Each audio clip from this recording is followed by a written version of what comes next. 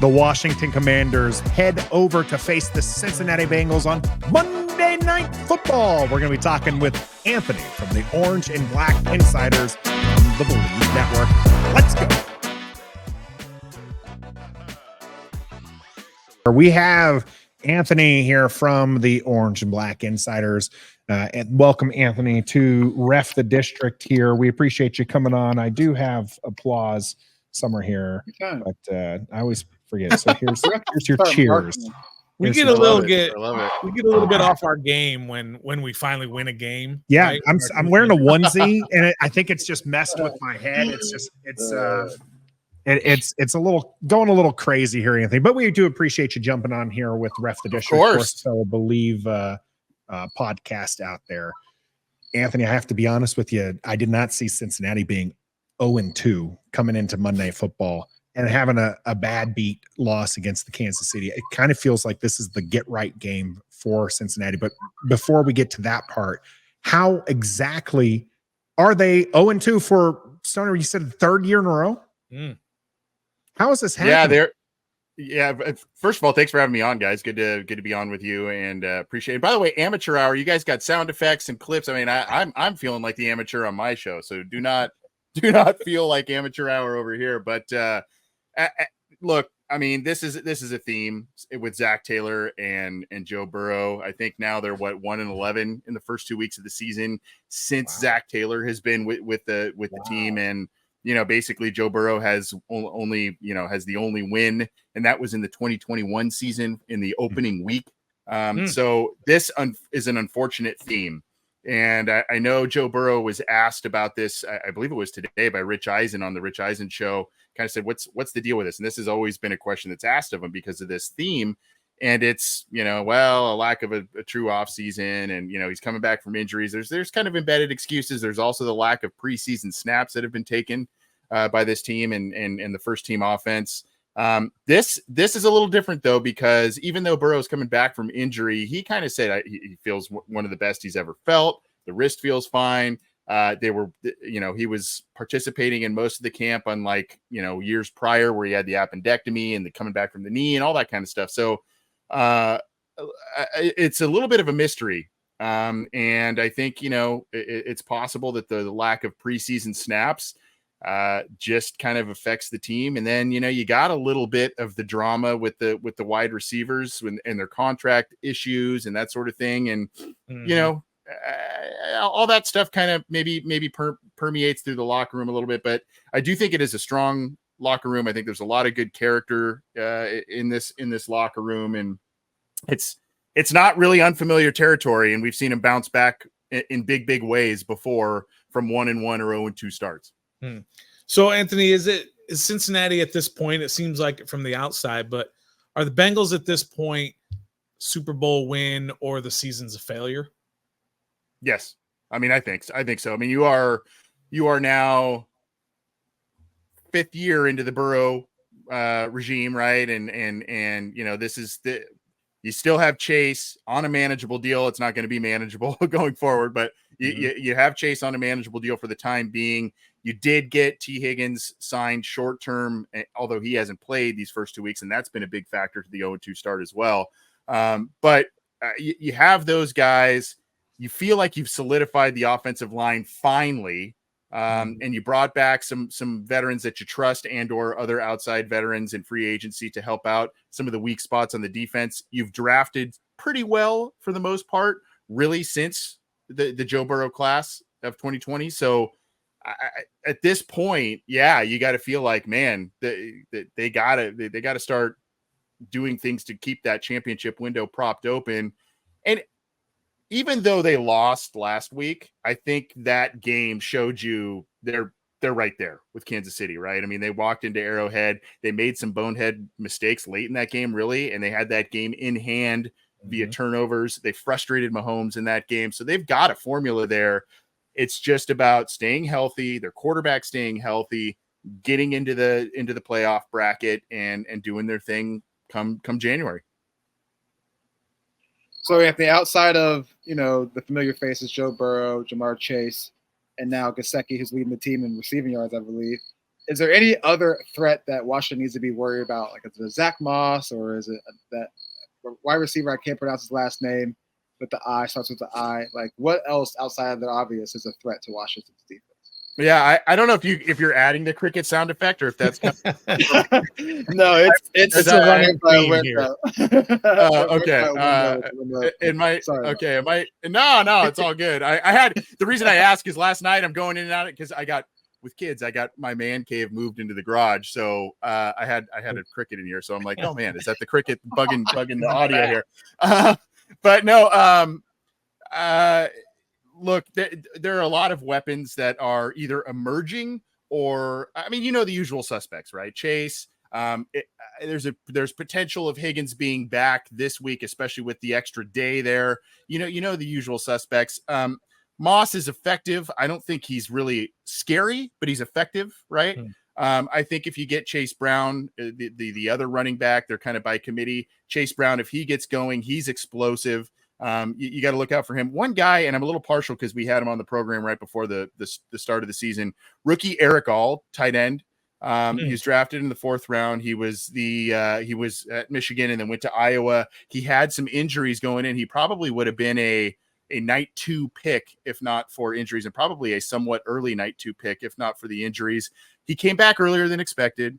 Showed off in training camp. Did some nice things in preseason, and now the Bengals have changed some of their personnel looks to include him because he's an effective blocker. And then he can also get out and be an effective pass catcher in the offense. And last week he had some nice plays. They like his development. Aside from the usual suspects, Eric All is a guy I think that Washington fans should probably be start to look at a little bit, because I think they're going to start changing some things on offense and bringing him into the fold and into the mix. And changing things on offense might need to happen, because I was surprised to see that the Bengals offense seems to be lacking just over 200 yards passing for Joe Burrow per game. And your run game is in the bottom 5 of the league. So Trev mentioned, or Cricket there mentioned, Zach Moss being somebody who might be, somebody who pops out for the Bengals. Why is this offense not seeming to be the high power that most people outside of Cincinnati kind of correlate with them? Is this a Zach Taylor problem? This is coinciding with the 0-2 start, right? If you look at last year, it was the calf and all, and then it took them, even though they won in week 3 against the Rams on, I believe it was a Monday Night Football game there, even though they won there, that was an offensive struggle. The defense carried them there. They lost the first 2 games of the season, both division games to start the season, 2 losses there. That was just crucial the rest of the way, aside from the Burrow injury. But they struggled through the first couple of weeks, and then they kind of got it going into October. They played a struggling Cardinals team, and they really got the offense going, and then they really showed off against the 49ers in San Francisco. That was a really impressive performance there. This is just kind of, unfortunately, who they are. They're slow starters. I think Burrow, for the lack of reps that he gets potentially in practice because of coming back, and then in preseason, the first week he and the offense did not look well at all. There was missed reads from him that were very uncharacteristic. The Bengals couldn't get much going. They got the run game going a little bit later against the Patriots there, but that game really brought the offensive averages down. I think last week they were far more effective in the passing game. There were a couple of critical drops by Bengals receivers against the Chiefs too that could have inflated some numbers for Burrow there. So, he seems to be encouraged about the direction of the team despite being 0-2. What he's seeing at practice, their resiliency from these 1-1 and 0-2 starts that are so common with them. So, I think it just kind of comes with the territory a little bit, and it's an unfortunate reality for the Bengals players and their fans to kind of face at this point, because it's frustrating that this team, as talented as it is, starting 0-2, and you had a very winnable game against a Patriots team that's kind of rebuilding, right? New head coach. And then you had the game you felt kind of in hand against the Chiefs last week, and you didn't come through. I mean, 151 passing yards from Patrick Mahomes, 2 interceptions, almost a third, another fumble in Arrowhead. Travis Kelce, 1 catch, 5 yards. That is a formula to win every time. So I don't know. I think they're close. it's just that frustrating start to the season. That New England loss knocked a lot of people out of survivor pools. I know a lot of people who had Cincinnati for week 1 survivor pool winners. But let's move to the other side of the ball, Anthony. Ask you about the defense. Look, last year the defense wasn't good, right? If you look at yards per game, they were second worst, only to Washington, of course, being the worst, and lost a couple of guys.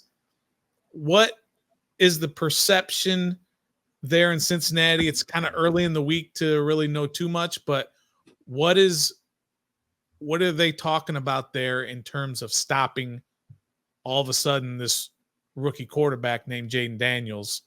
Are they talking about how this defense, who can't seem to stop anybody running the ball, are going to stop Washington, who is like 5th in the league in rushing already? Yeah, 6th in the league, 3-headed monster, Jaden Daniels, Brian Robinson, Austin Eckler. That's a lot to stop with a defense that hasn't been stopping the run.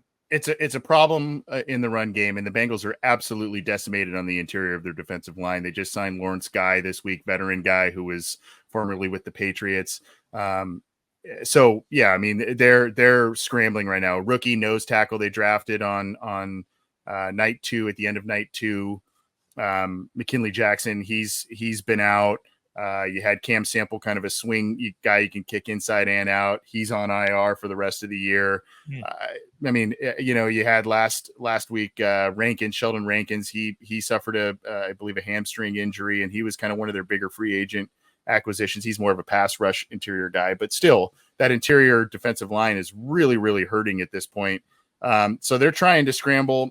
And I think also if you look at last week, and they face a lot of multi-dimensional quarterbacks, not only on their schedule in general, Jaden Daniels included, but also specifically in their division.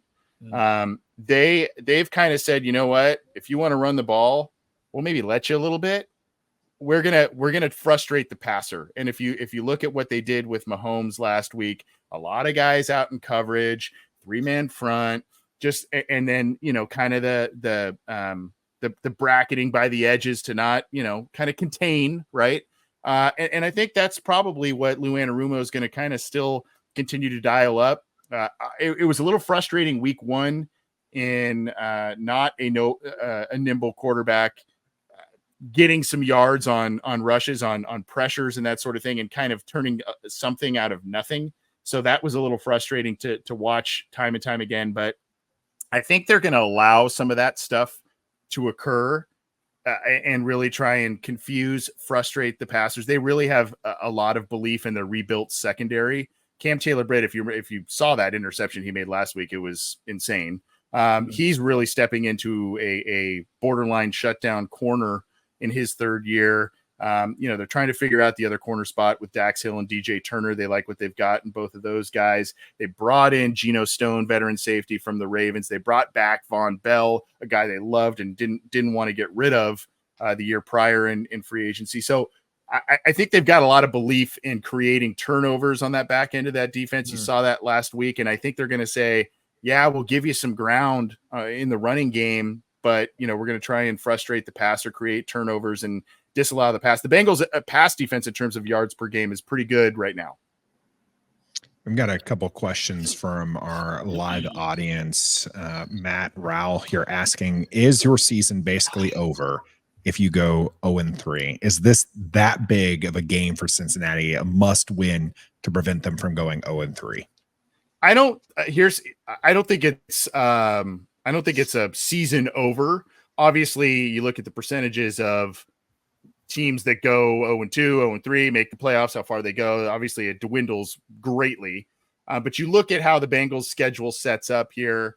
They've got the Commanders coming in. Commanders are feeling pretty good about themselves, and they're headed in the right direction, I think. But still a game that you feel Monday night at home. It's a Ring of Honor game where they're honoring some of their past greats at halftime in this one. So there's kind of going to be a lot of buzz around this game. Bengals start 0-2. They usually don't, continue down that rabbit hole. So you have that game. You have the Panthers, who are an absolute mess the week after. You have the Ravens, who are really good, but they're 0-2 as well the week after that. You have the Giants. You have the Browns, who are a mixed bag. The Eagles, who are really good, but still a little bit of a mixed bag. So you've got still some games here that you feel like you can position yourself, even if they drop this one, which is a possibility. Even if they drop this one, you still feel like they could rebound pretty quickly. But 0-3 is a big hole, guys. And I guess the only saving grace to that, if that were to occur, would be that none of those games are AFC North games, and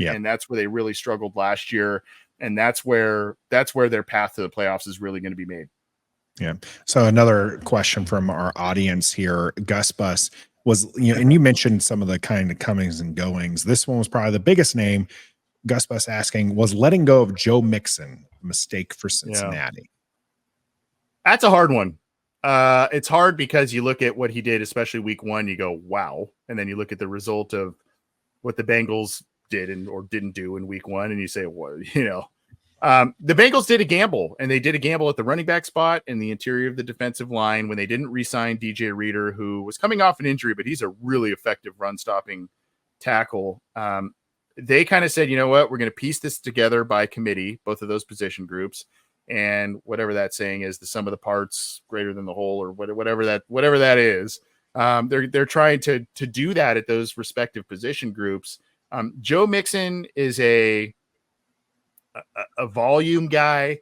He is what you get statistically from an output perspective, year in, year out from Joe Mixon. I still think he's got probably a couple of productive years left in his NFL career. He's had a good NFL career.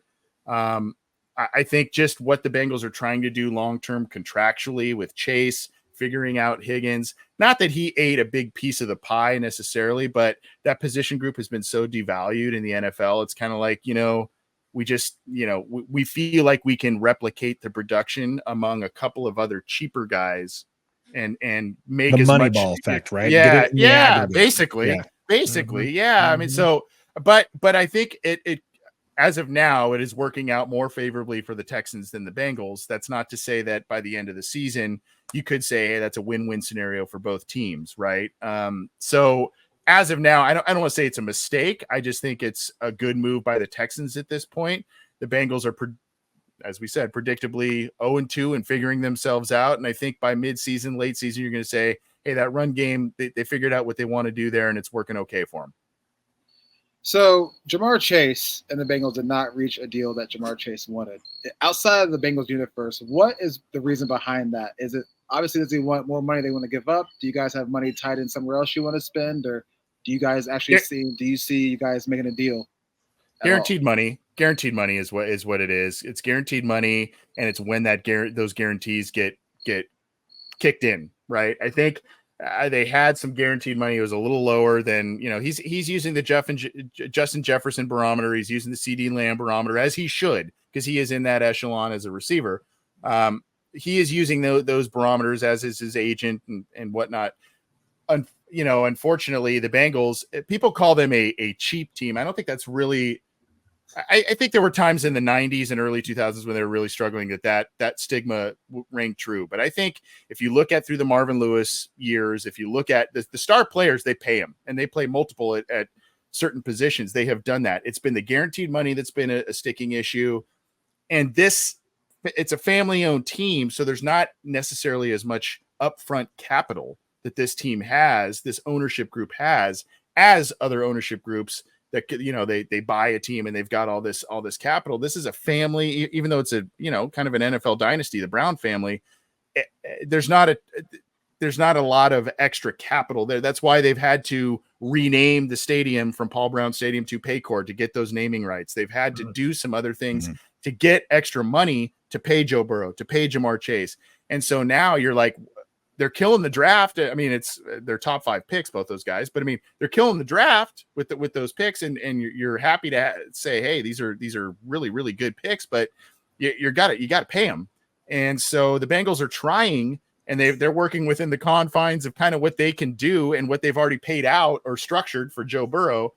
So I think this gets done. The Bengals traditionally like to get things done the summer prior to the final year of a deal. So Jamar Chase has this year, and he's got the 5th year option next year.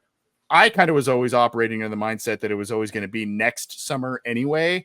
But according to Chase, the team approached him this offseason and said, we want to try and get this going this offseason. It hasn't come to fruition. Doesn't mean it won't necessarily right now, but I could see this playing out into next year.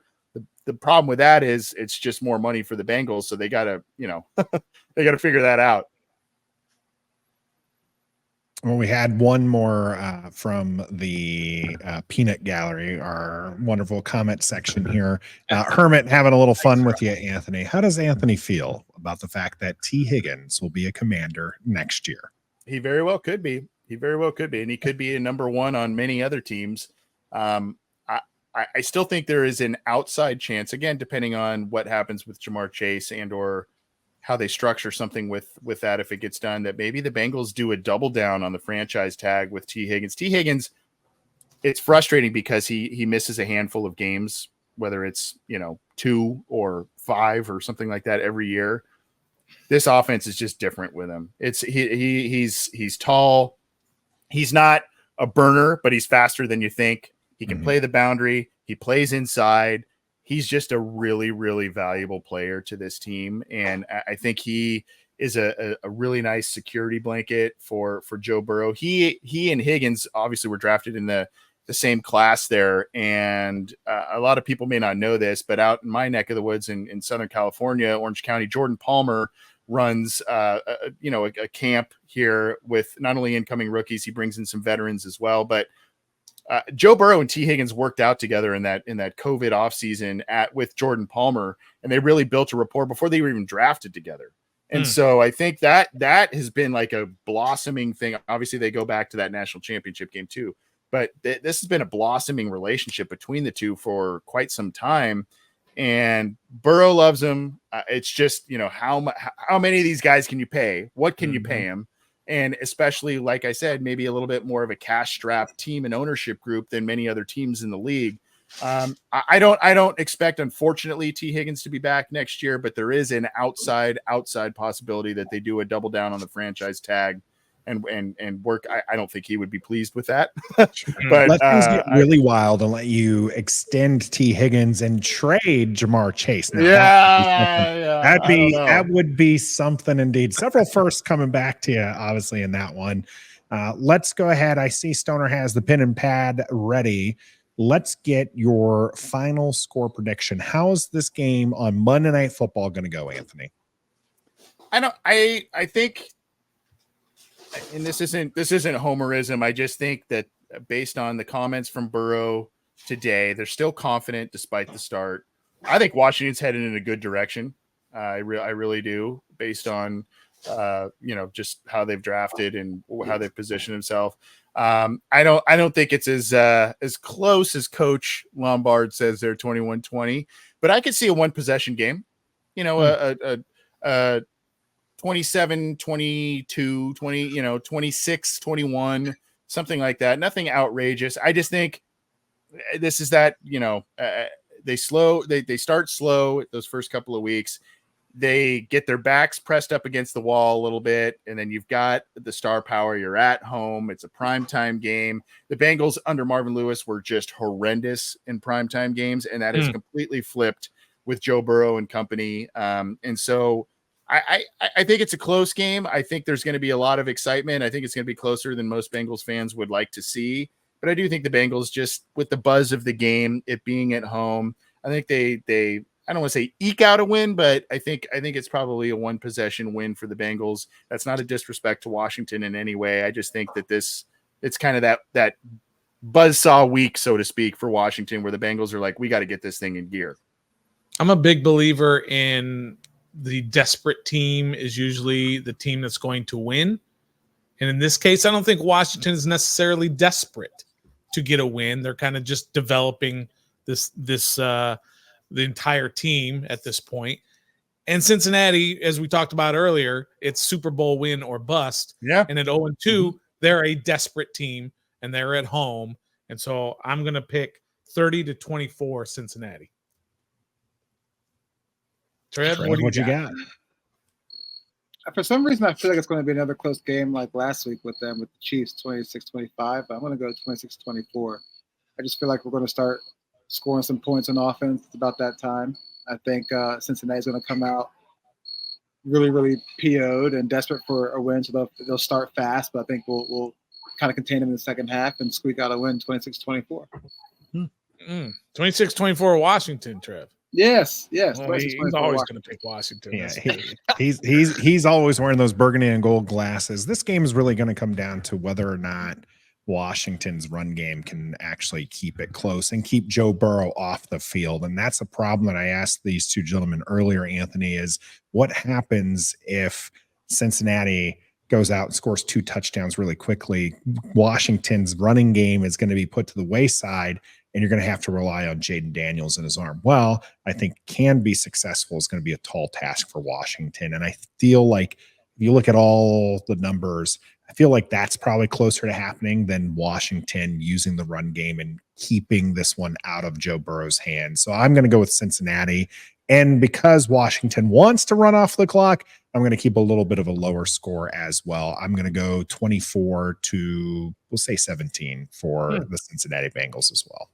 Yeah, there's a little bit of sentiment of house money, right? Playing with house money with Washington, right? I mean, they're not going to be favored to win this game despite the records and everything. So there are a number of Bengals fans that are concerned about this game and what Washington can do in this game, and what you guys pointed out, which is run game, frustrate the Bengals offense, keep them on the sideline, let them not get in a rhythm, and keep, if they keep it close, they've got a good chance. We've got a kicker. 7 of 7 last week. You never know. Cybertron could do it again. I got 2 words for you, Anthony. Jaden Daniels. Yep. Look out. He's coming. He looks really good. Well, Anthony, we appreciate you jumping on here. You can catch Anthony on his show. That's the Orange and Black Insider. Also on the Believe Network, wherever you get your podcasts, you can hear it there. Fantastic time, Anthony. We hope to see you back for the Super Bowl preview when these two teams face off the second time. Yeah, so. I'd love it. I appreciate you guys having me on. Hopefully we can get you on our show this week as well, get some looks over the other side of the fence. Hopefully I didn't babble too much, but it's been a lot of fun. Appreciate it, and I think Monday's going to be fun.